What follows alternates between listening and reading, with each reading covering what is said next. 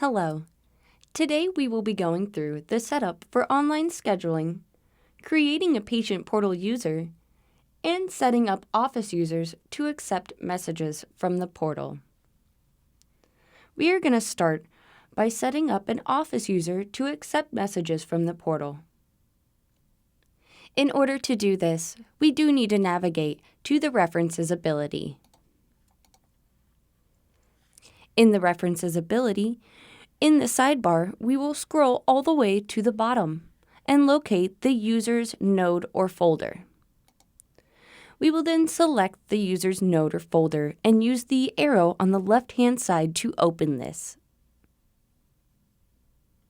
We will then scroll down and locate the user that we would like to be able to receive patient messages from the portal.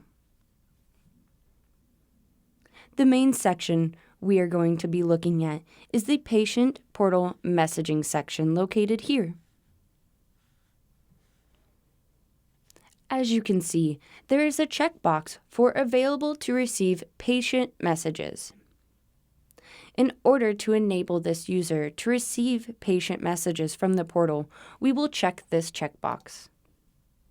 And we will then use Command S to save this record. Or you can go up to Edit Save Record as well.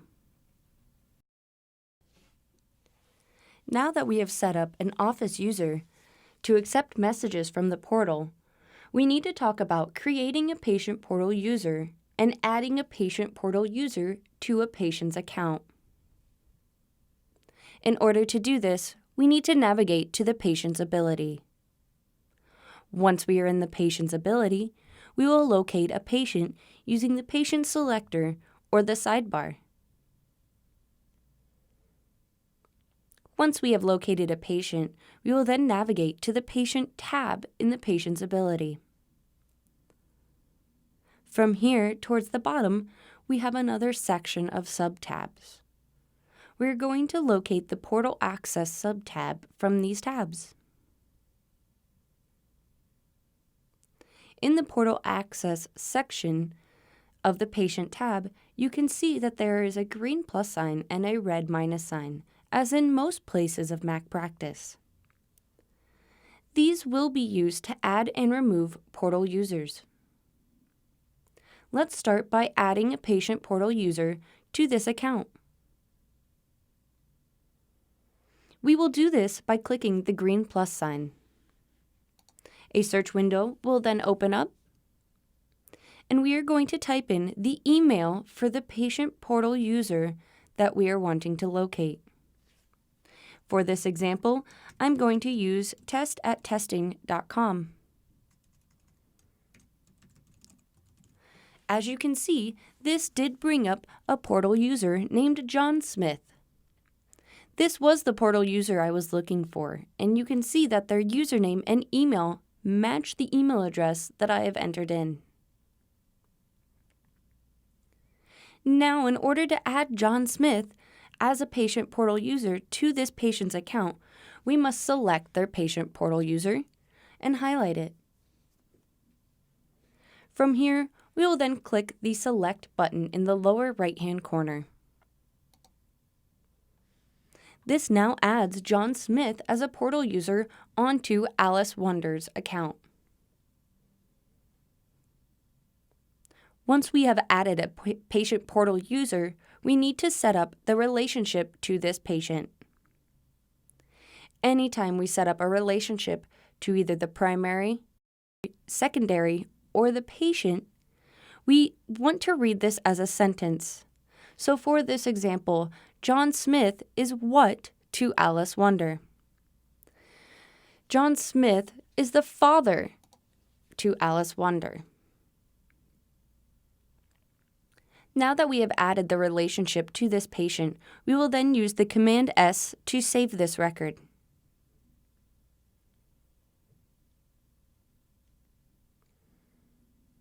Now, if John Smith is actually the wrong patient portal user and we need to remove his access to this patient's information, we will then go ahead and select that patient portal user under the portal access for that patient. We will then use the red minus sign to remove that portal user. Once we click the red minus sign, we can now see a pop-up that asks, "Are you sure you would like to remove this portal user's access to this patient's information?" Of course, at this point, we do agree, and we are going to select Delete. Now you can see that John Smith no longer shows up on Alice Wonder's account. Since we did just change this record, we do need to use the Command S to save this change. Now let's talk about adding a portal user that has not been created yet. We will start by again clicking the green plus sign in the upper right-hand corner of the Portal Access section.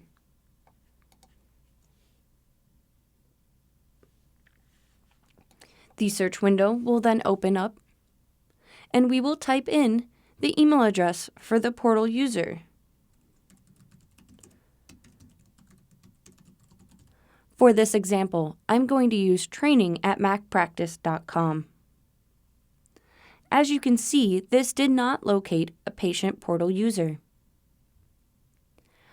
But what you can see is that MacPractice identifies that you're most likely going to want to create a new record, and you can see that MacPractice has already started this process for you. At this point, what we would need to do is highlight the email address that we have typed in the search bar. We then need to copy this email address by either using Command-C or Edit Copy. We will then paste this email address in the username and email field. It is important that this email address goes into both fields. The email address going in the email field makes it so that your patient portal user receives emails anytime that they schedule an appointment online, have forms available to fill out online, or receive a message from the office online. For this email address going in the username, it makes it simple for your patient portal users to remember their username, as their email addresses do not normally change often.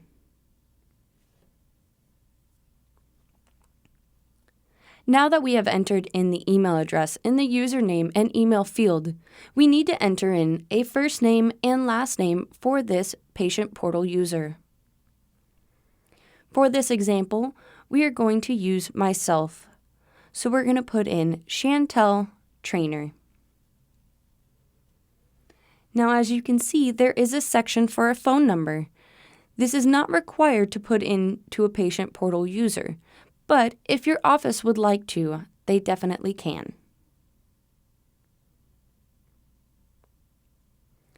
Once we have entered in all the information required, we will then click Create.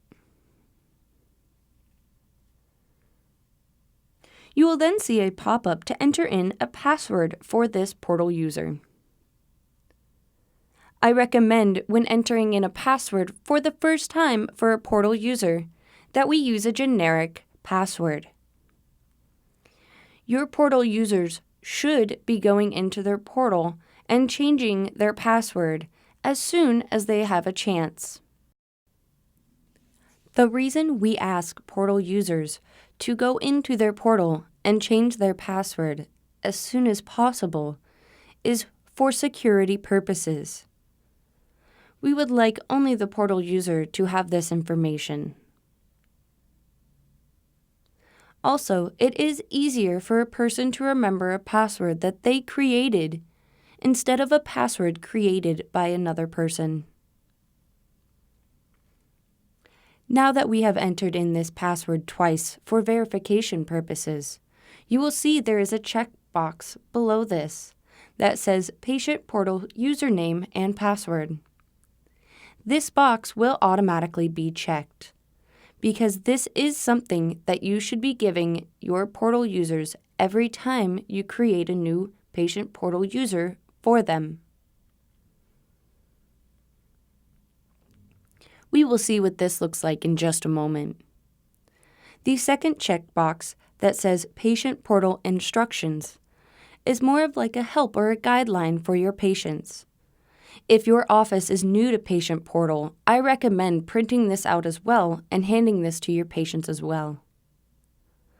I'm going to go ahead for this example and check both of these boxes.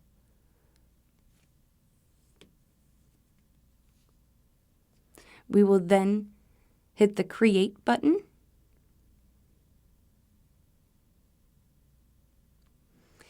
And this will pull up two printing windows. Now, I'm not actually going to print these, but I'm going to pull them up as PDFs for you to see. The first one I'm going to pull up is going to be the Patient Portal username and password.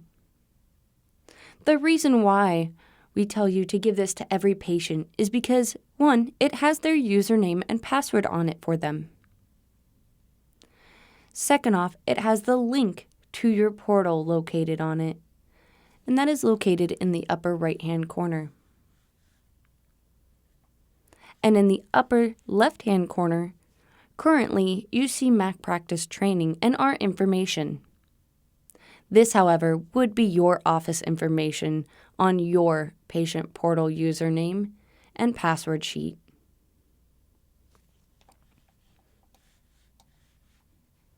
The second print-off for Patient Portal Instructions is more of a Patient Portal help. Again, this is just going to tell them how to use the Patient Portal, how to navigate, and our frequently asked questions.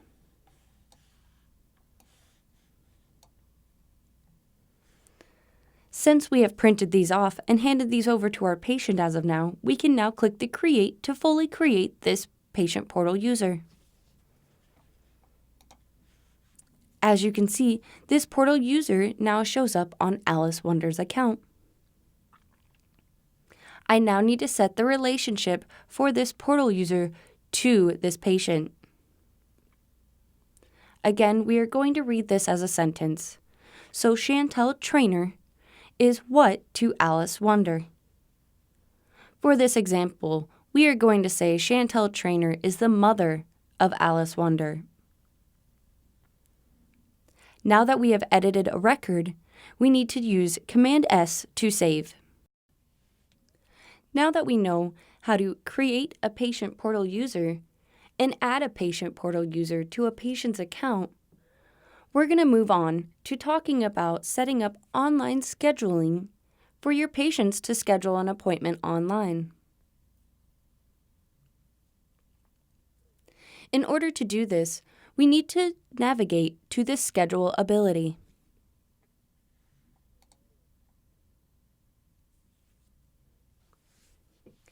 Online scheduling has 3 steps to setting up. The first step is starting off with an appointment type. We are now going to navigate to our appointment types in the Scheduling ability. In your sidebar, you will scroll down to the bottom where you see a green node or folder that says Appointment Type. We will then select this, and you may use the arrow to the left to open this folder. Now we are going to actually create a new appointment type for online scheduling. In order to do this, we will use the plus sign above the sidebar with appointment type selected in the sidebar. As you can see, this created a new record for us for the appointment types. For this example, I'm going to name this appointment type New Patient Online.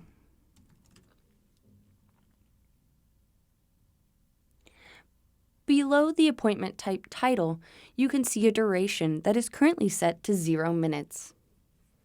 For my office, I know our new patient appointments take roughly 60 minutes. So I will put 60 in the duration. Below the duration, you can see all the forms that you can associate to this appointment type.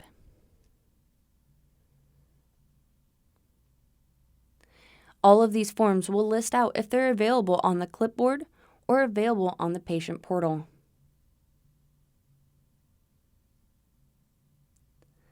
As we are using the online scheduling and this appointment type to set this up, we're going to be focused on the available on patient portal. There are going to be more forms that are available on clipboard than on the patient portal, so do please pay attention to the correct column for patient portal. I will let you know that most of our forms that are available on the patient portal will start with online, unless you have had a custom form made for the patient portal. If you have a lot of forms, you can use the search feature located here, and you can type in online for an example, or the name of a form that you are looking for. The biggest part about these forms is that once you check a form, every time this appointment type is created, that form will automatically be assigned to your patient portal user for that patient.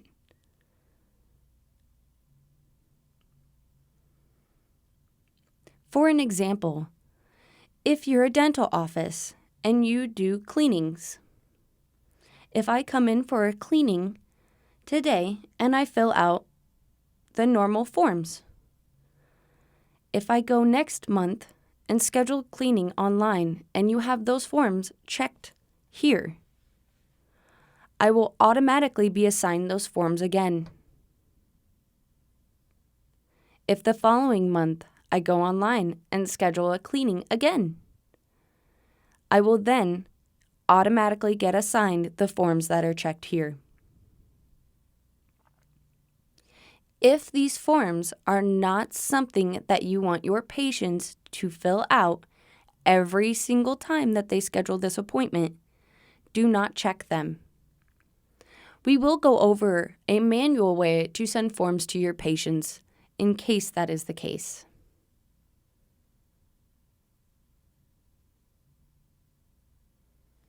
That will be reviewed in a future mini class. For this example, since I am doing a new patient online appointment type, I do want some forms to automatically be assigned anytime this appointment type is created.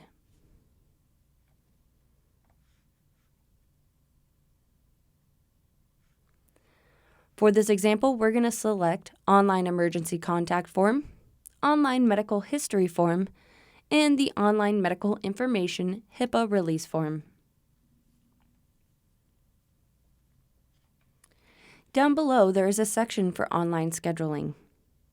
At this point, we need to let MacPractice know that we will be using this appointment type for online, so we need to enable this.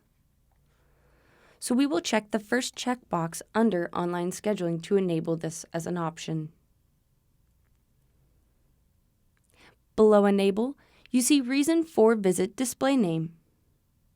This will be what your patients see the name of this appointment type as. For example, if you are a dental office and you set an appointment type for surface restoration, many of your patients are not going to understand what that means. Instead, you would put filling in the Reason for Visit display name, as most of your patients know what a filling is. For this example, I am just going to use new patient, and I'm not going to type online because my patients are already online to schedule this appointment. Below the Reason for Visit display name, you will see there is a patient type. We can set this to new patients, existing patients, or new and existing patients. For our example, we are going to set this to new patients. Below the patient type, you see there is a checkbox for Allow Same-Day Scheduling. If you are a new office, We recommend that you do not turn this on. However, if your office has been using online scheduling for quite some time and are very comfortable with it, you may turn this on. That is perfectly fine. For our example today, we are not going to turn this on. Now that we have fully created our appointment type, we will use the Command S to save. We have now completed the first step of setting up online scheduling. Now let's move on to the second step.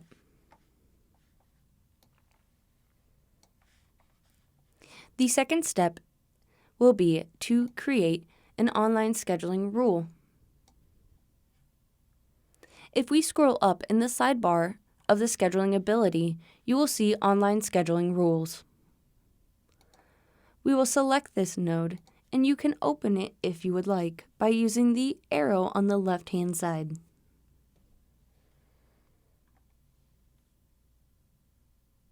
In order to create a new online scheduling rule, we will use the plus sign above the sidebar.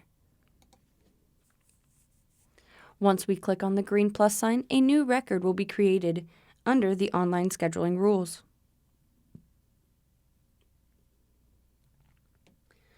Now at this point, there are two ways to setting up online scheduling, and it depends on how your resources or columns are set up in the scheduling ability. If your resources or columns are set up as providers in the schedule ability, you will use the way I am showing you. However, if your resources or columns are set up as rooms in the scheduling ability, there is a separate workflow to setting this up. Unfortunately, I will not be visiting that workflow today.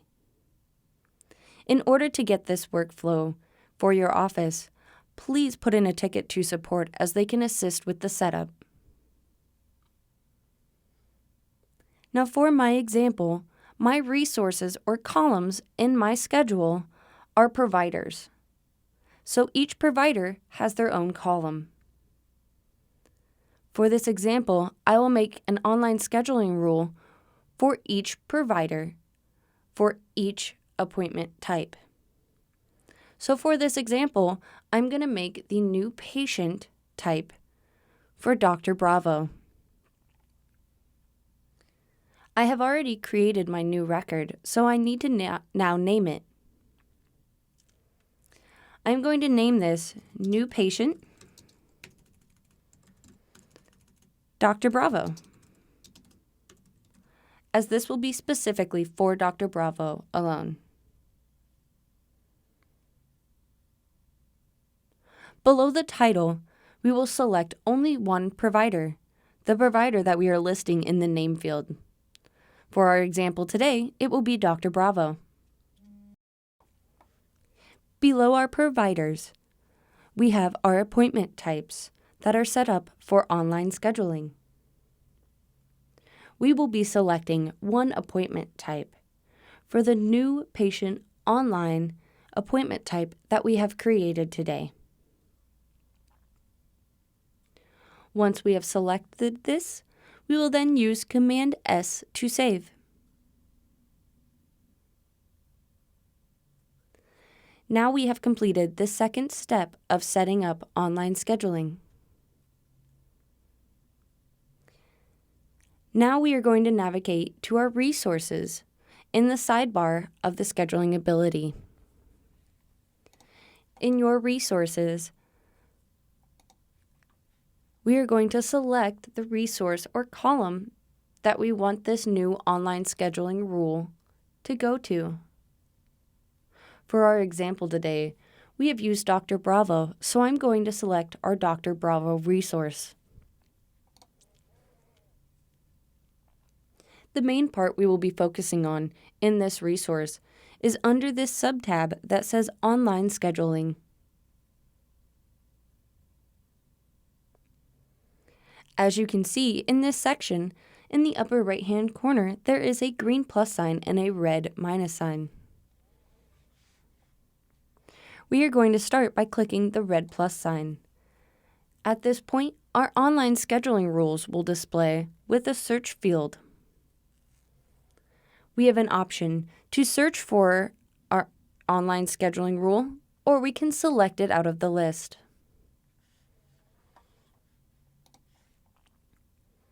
Once we select our online scheduling rule and click the Select button, we will now see that our online scheduling rule is listed out in the bottom. The main thing to focus on when adding an online scheduling rule is going to be the days, the start time, and the end time. For this example, we're going to say that Dr. Bravo only sees new patients Monday, Wednesday, and Friday from 8 a.m. to noon.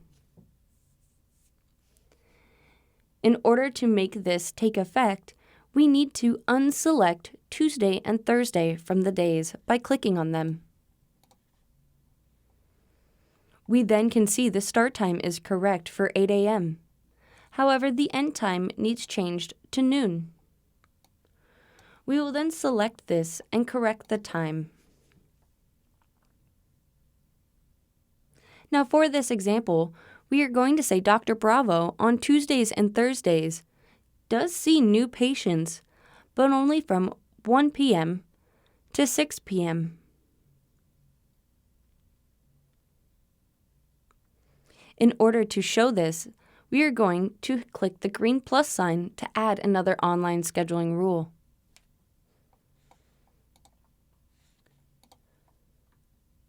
Again, we will get this search box and a list of all of our online scheduling rules.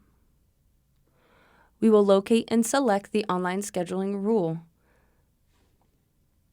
and then click the select key in the lower right-hand corner. Once we have done this, we can see I've used the exact same rule twice. You can use the same rule, or you can use different rules as many times as you would like. Now to set this up for Tuesdays and Thursdays only being available from 1 p.m. to 6 p.m., we need to deselect Monday, Wednesday, and Friday from our days. We then know the start time is not correct as we do not want it to be 8 a.m. We will then change this to 1 p.m. We can see that the end time is still correct, so we do not need to change this.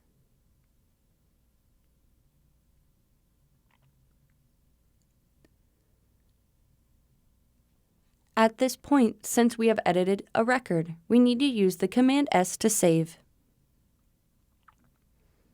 Once we have saved this record, those times are now available for your patients to schedule online.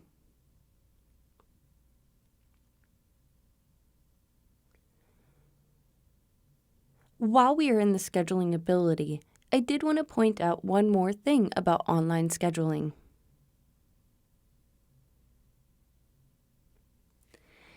If, for example, your office knows that Dr. Bravo is going to be out all this Friday, you can actually set up a transparency that does not allow appointments to be created. You will then use this transparency to block off part of the schedule.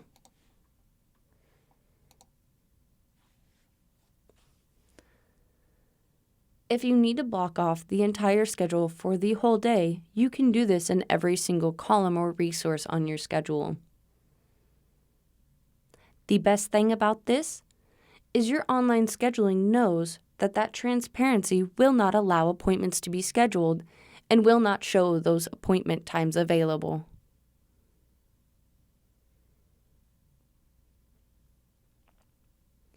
The last thing I would like to review with you today will be preferences for online scheduling. In order to locate your preferences, we will go up to the MacPractice MD in the upper left-hand corner of your computer screen. It will be located to the right of the apple. Your MacPractice may say MacPractice DDS. MacPractice DC, or MacPractice 2020. Go ahead and select this for me and navigate down to your preferences. Once you are in your preferences, we will scroll down in the sidebar and go to Scheduling. Once we have selected Scheduling, you will see there are some tabs across the top. Please select Online. Once we have selected Online, this will now show us the preferences for online scheduling. The first preferences is asking how far out do we want patients to be able to schedule appointments. For newer offices to online scheduling, we recommend 2 to 3 months to start.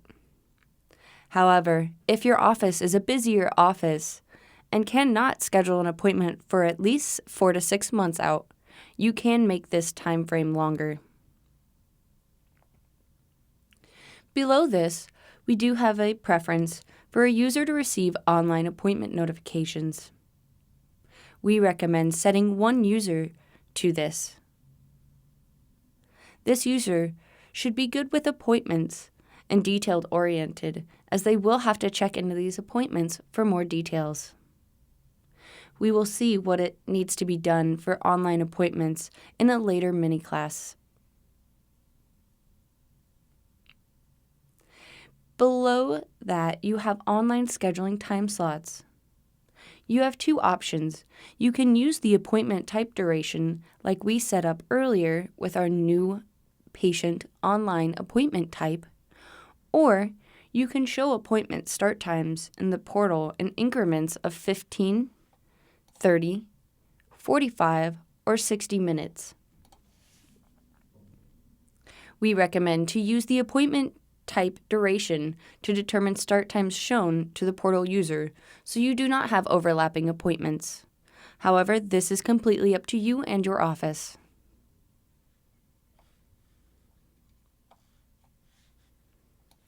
Now this will cover all of the information I have for you today.